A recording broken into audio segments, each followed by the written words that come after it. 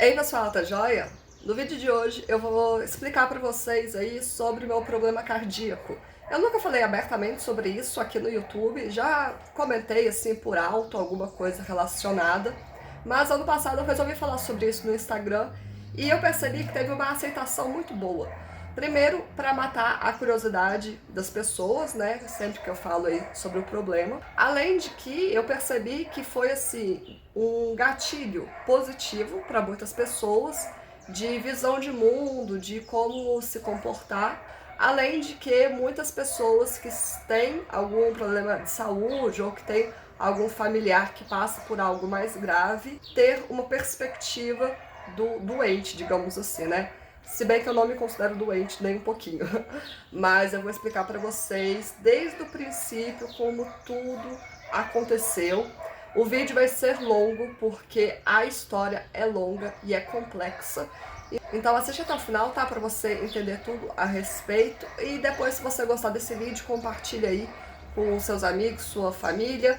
E se você é médico, se você é cardiologista, me fala aí nos comentários o que você acha a respeito de todo esse meu caso, de toda a saga que eu vou contar pra vocês agora. Vamos começar do princípio, do momento que eu saí da barriga da minha mãe. Em 87, que foi o ano que eu nasci, no pré-natal que minha mãe fez, né, o acompanhamento pré-natal, não identificou nada de diferente com aquela gestação, então ela achou que seria uma criança normal, né?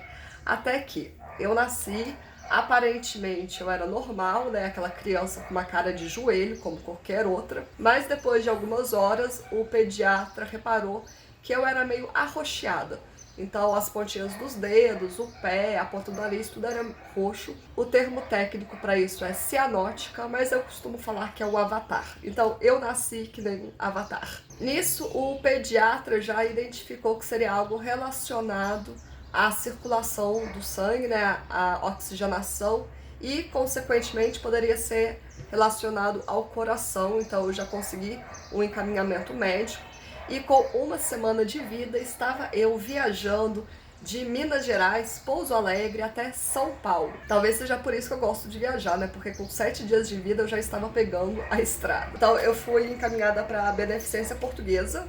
Se você trabalha, se você conhece alguém, se você é médico na Beneficência Portuguesa, fica aqui o meu agradecimento para os 2 médicos que salvaram a minha vida. Dr. Sérgio Almeida, que foi quem me operou, Dr. Ricardo Marzieri, que era o cardiologista responsável pelo meu caso. Então, eu fui fazer a consulta com eles me passaram vários exames, né, várias coisas para eu fazer, para identificar qual era o meu problema. E aí eles perceberam que eu tinha 3 problemas. O primeiro se chama estenose pulmonar, que é o calibre de uma válvulazinha do coração que vai para o pulmão, que é menor do que o habitual. O segundo problema era uma CIV, que é uma comunicação intraventricular, que eu vou explicar daqui a pouquinho, porque o grave mesmo era o TGA, que é a transposição dos grandes vasos ou transposição das grandes artérias, e é uma transposição completa. Para você entender, porque o negócio é bem cabuloso, eu vou fazer alguns desenhos aqui bem infantilizados, mas vai te ajudar aí no entendimento. Como funciona um coração normal? O coração tem 2 lados, direito e o esquerdo. O lado direito do coração manda sangue para o pulmão para ser oxigenado. Do pulmão, o sangue vai para o coração do lado esquerdo, que transporta para o corpo inteiro esse sangue oxigenado para todos os órgãos funcionarem, né? Então é como se fosse um símbolo do infinito.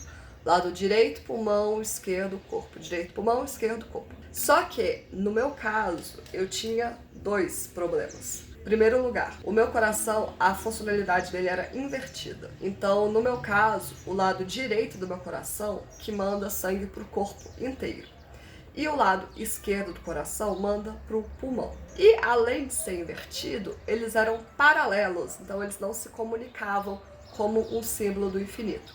Então o lado direito do coração mandava sangue para o corpo inteiro, que voltava para o lado direito, que mandava sangue para o corpo inteiro e que voltava para o lado direito. No caso do lado esquerdo, mandava sangue para o pulmão, que voltava para o lado esquerdo, que mandava para o pulmão, que voltava para o lado esquerdo. Então, era como se fossem 2 círculos paralelos. Mas, para você sobreviver, você precisa do sangue oxigenado, né? E aí, como que foi que eu sobrevivi? Aí vai entrar a tal da comunicação intraventricular, porque entre o lado esquerdo e direito do coração é como se tivesse uma paredinha. Nessa paredinha tinha um furinho. Então, nesse furinho bem pequenininho, tinha uma certa comunicação, né, entre o sangue oxigenado e o sangue não oxigenado, e isso conseguiu salvar a minha vida até a época da cirurgia. Esse furinho, é importante falar que ele é conhecido também como sopro. Muitas pessoas têm sopro, muitas pessoas adultas vivem com sopro a vida inteira e nem sabem sobre isso. É uma coisa relativamente normal. No meu caso, foi o que me salvou. Então, depois de fazer todos os exames, eu ia para a cirurgia. Eu tive que esperar até 1 ano e meio de idade para ganhar peso, ganhar tamanho e também para os médicos decidirem como seria dado o meu protocolo de atendimento. Porque na cirurgia tem duas possibilidades. A primeira possibilidade cirúrgica para quando você tem um TGA é a cirurgia de Jatene, que é a mais famosa, mais conhecida e a que salva 100% a vida da pessoa, porque ela consegue fazer o coração desinverter e funcionar da forma correta. Só que no meu caso, não era só desinverter o coração, a funcionalidade também era errada. Então, a cirurgia de Jatene não funcionaria e eu tive que fazer uma cirurgia que chama Senin. E agora vai começar a ficar um pouco mais complexo esse desenho aqui do lado. Como eu falei para vocês, o coração tem o lado direito e o lado esquerdo. Só que além disso, ele tem, é como se fosse a parte de cima e a parte de baixo. A parte de cima são os átrios, a parte de baixo são os ventrículos. Então, voltando ao que eu falei no princípio sobre a funcionalidade do coração, o átrio direito manda sangue para o ventrículo direito, que manda sangue para o pulmão para ser oxigenado e que cai no átrio esquerdo, que manda para o ventrículo esquerdo, que vai pelo corpo para ser enviado aí para os órgãos. Então esse é o coração normal. No meu caso, o coração era o átrio direito, que cai no ventrículo direito, que vai para o corpo, que volta para o átrio direito e cai no ventrículo direito, que vai para o corpo. E do outro lado, o átrio esquerdo mandava para o ventrículo esquerdo, que ia para o pulmão, que caía no átrio esquerdo, que caía no ventrículo esquerdo, que ia para o pulmão. Então, era isso em paralelo, partes de cima, partes embaixo. No meu caso, como que se resolveu aí o problema?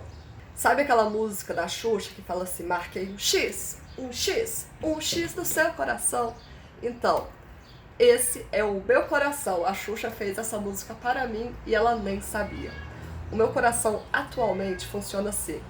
O átrio direito manda sangue para o ventrículo esquerdo, que manda o sangue para o pulmão para ser oxigenado, que cai no átrio esquerdo, que manda para o ventrículo direito, que vai para o corpo, para todos os órgãos.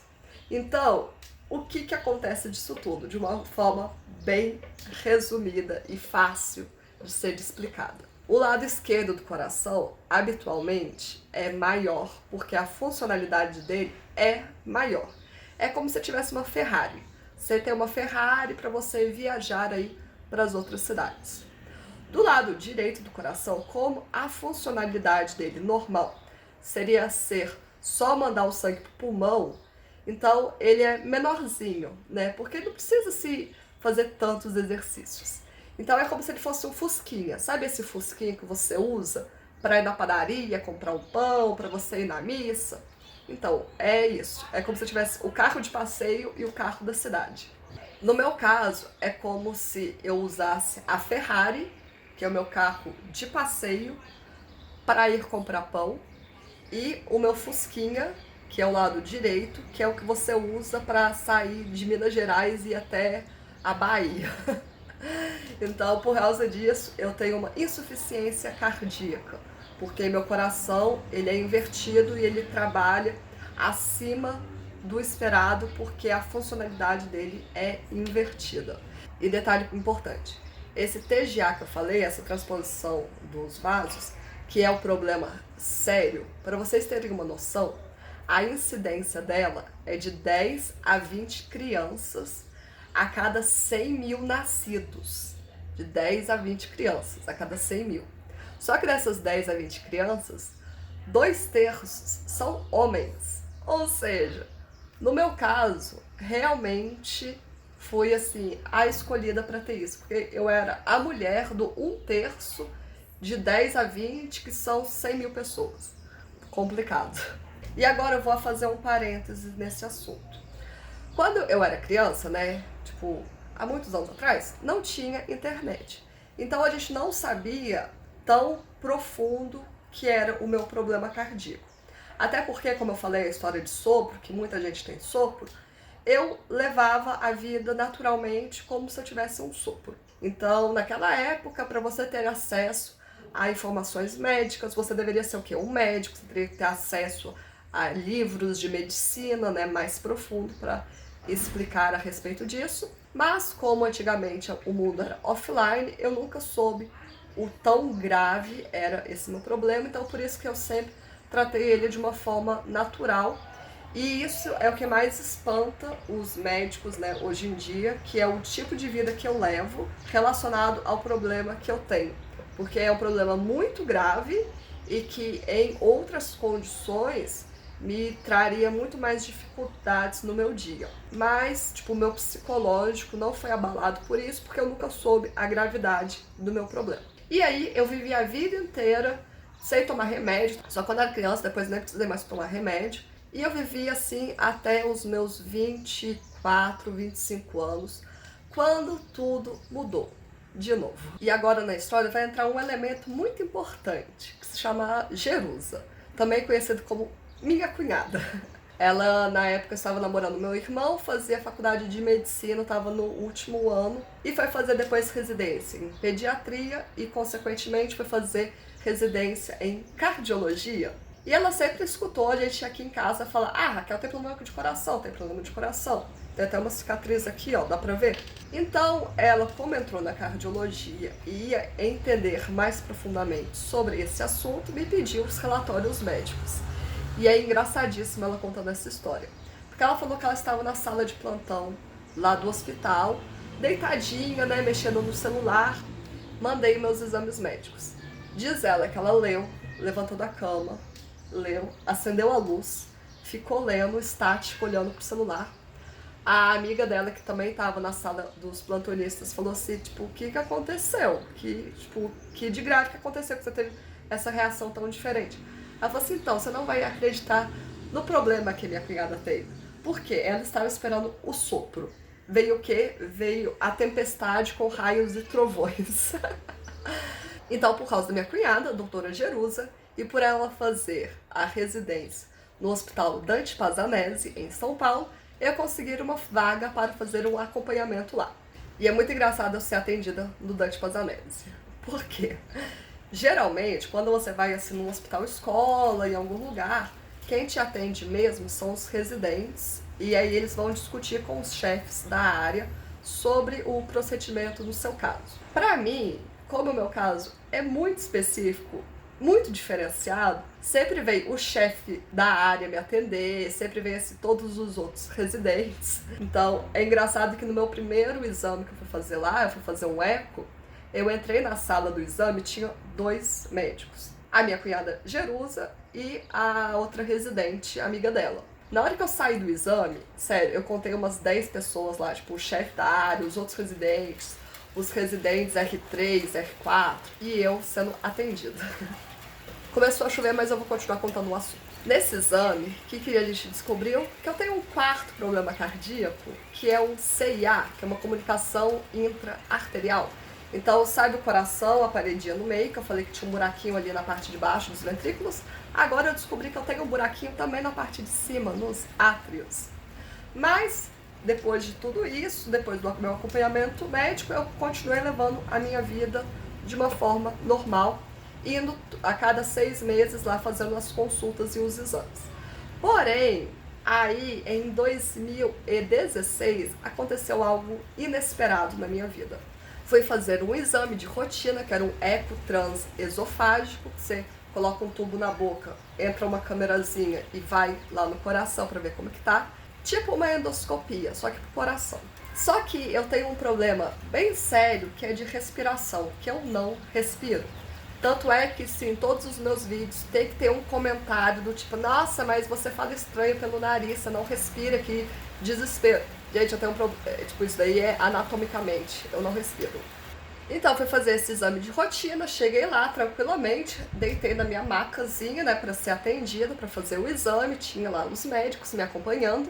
De repente, eu só sei que eu acordei chorando, chorando, chorando, e assim, muito desesperada. E no que eu abri o olho, todos os médicos pálidos, com caras estáticas e sem reação.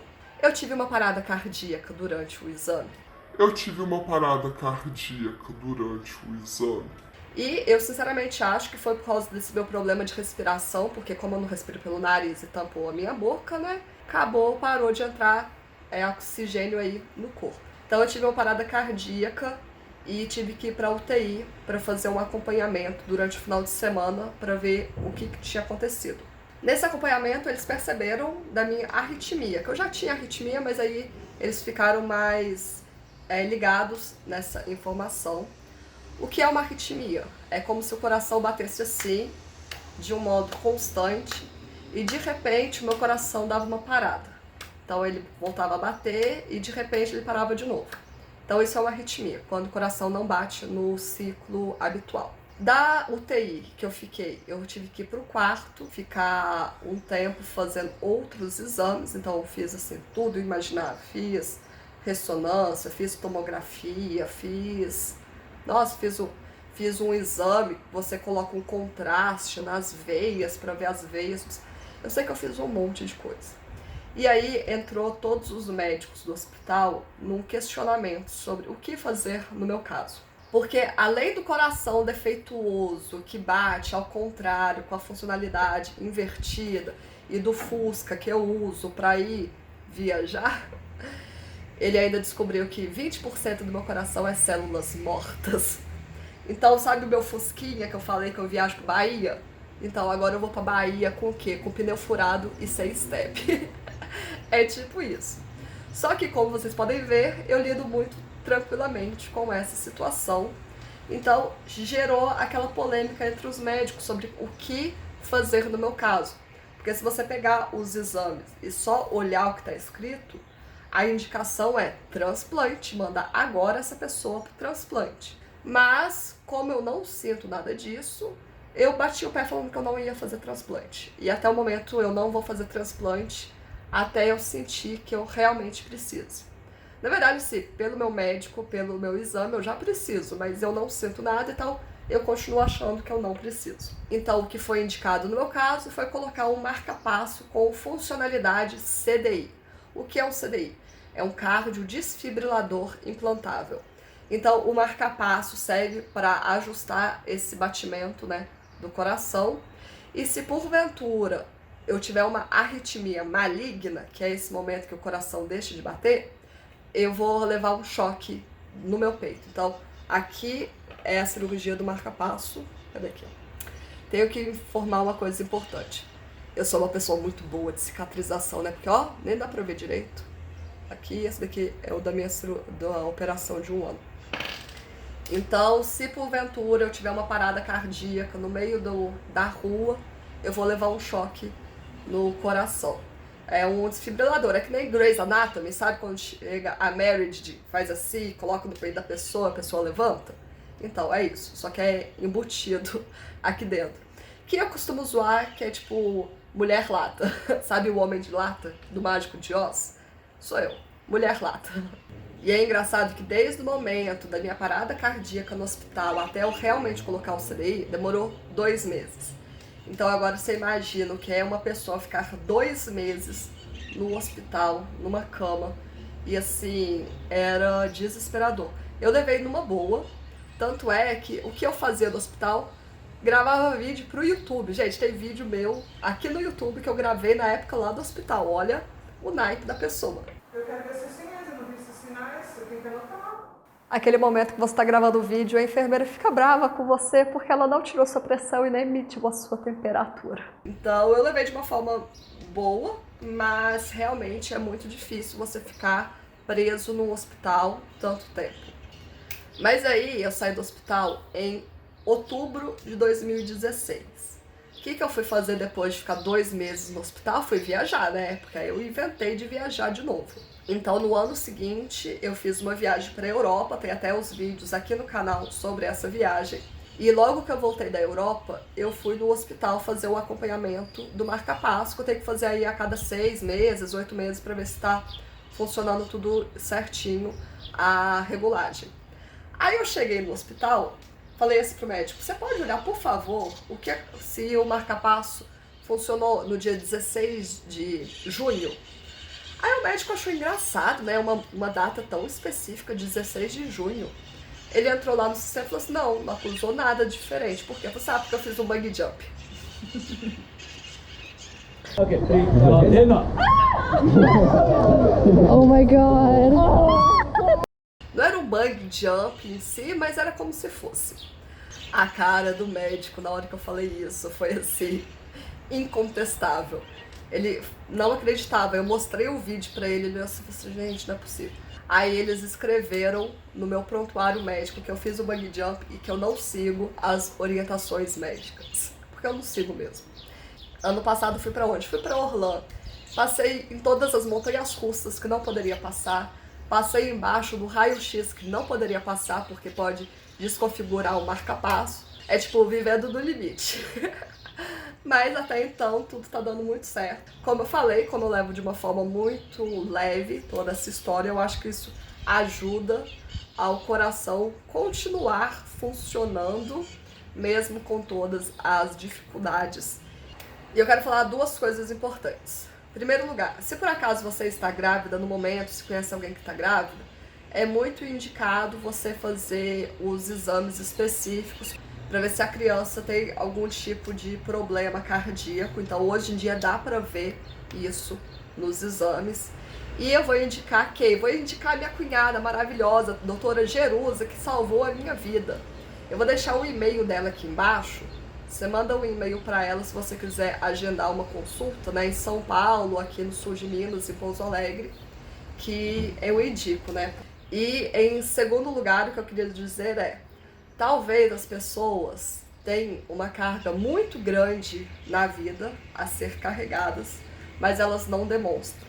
Então, eu fico literalmente triste quando eu vejo uma pessoa que fica reclamando de coisas bobas da vida. Então, se a pessoa reclama o dia inteiro de dor de cabeça, ou reclama de coisas assim, pífias, né?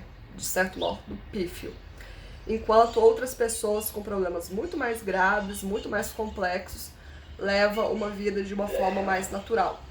Então, tem uma coisa que chama pensamento positivo, que atrai pensamento positivo. E pensamento negativo atrai pensamento negativo. Então, quanto mais você ficar nesse mundo que você tá doente, que você tá com dor, que você tá com isso, tá com aquilo, mais você vai somatizar isso no seu corpo.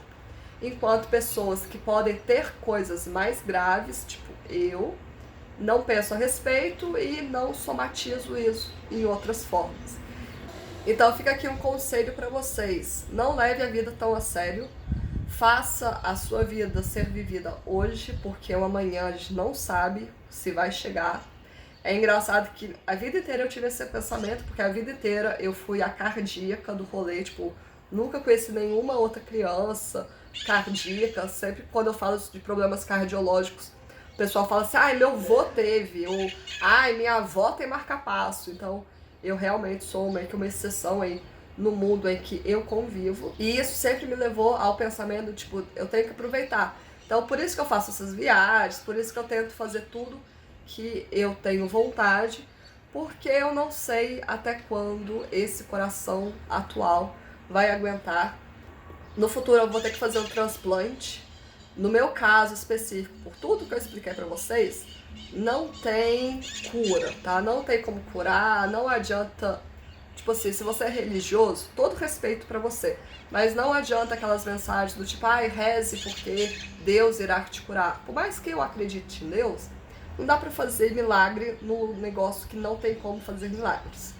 Então, o importante é viver agora, esperando o dia que vai vir o transplante e torcer para que o transplante dê certo, porque, né, o transplante de coração é um dos mais arriscados que tem. Sem contar que, tipo, o coração é a alma do seu corpo, né? Então é meio complicado aí. O tanto que eu puder esperar por esse transplante, eu vou esperar. Então fica aqui a minha informação, um vídeo extremamente extenso, mas eu espero que tenha ajudado você de alguma forma. Se você é médico, se você é cardiologista, se você entendeu tudo o que eu falei a respeito, deixa aqui embaixo a sua opinião sobre esse assunto. E se você quer viajar, quer dicas boas relacionadas à viagem, aqui no canal tem muitos vídeos a respeito, eu indico você a assistir. Espero que vocês tenham gostado, me sigam nas redes sociais e te vejo na próxima. Beijão!